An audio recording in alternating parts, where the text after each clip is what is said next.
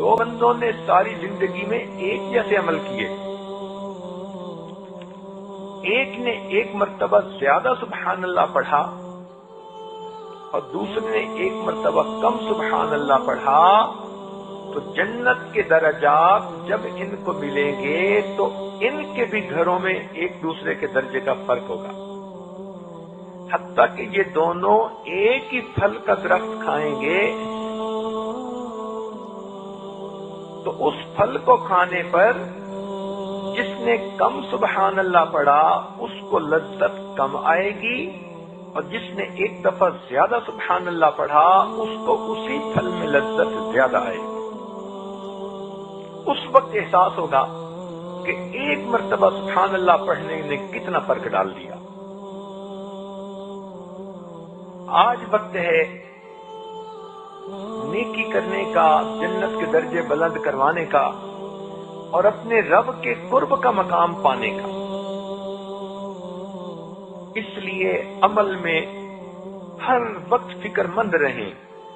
ایک نیکی کریں پھر دوسری کریں پھر تیسری کریں،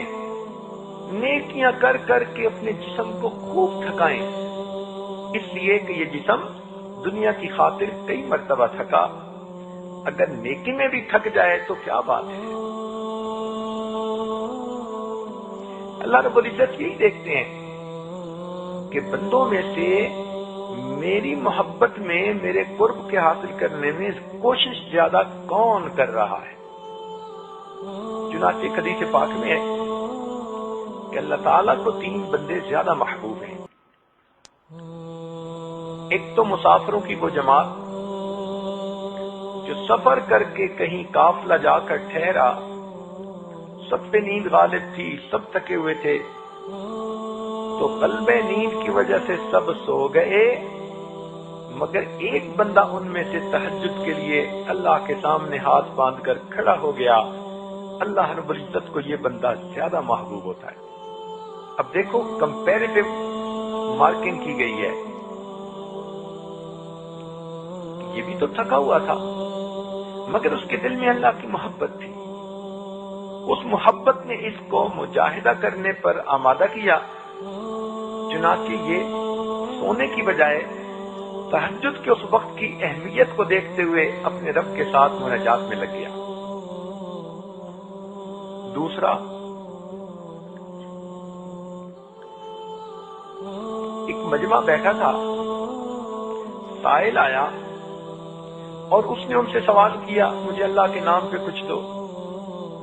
مگر پورے مجمع میں سے کسی نے کچھ بھی نہ دیا۔ جب وہ سائل واپس جانے لگا تو ایک بندہ اس مجمع میں سے چپکے سے اٹھا اور اس سائل کے ساتھ گیا اور دور جا کر اس کو پیسے اس طرح دیے کہ دائیں ہاتھ سے دیے تو بائیں کو پتہ نہ چلا۔ اللہ تعالیٰ کو یہ بندہ باقی سارے لوگوں کی نسبت زیادہ محبوب ہے۔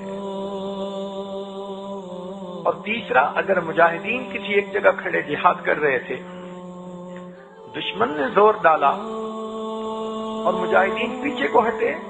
اور بھاگ کھڑے ہوئے، تو ایسے میں ایک مجاہد جو اپنی جگہ پر ڈٹا رہا اور اللہ کے لیے جہاد کرتا رہا اور اس نے کافروں کو روکے رکھا، یہ مجاہد دوسروں کی نسبت اللہ کو زیادہ محبوب ہے۔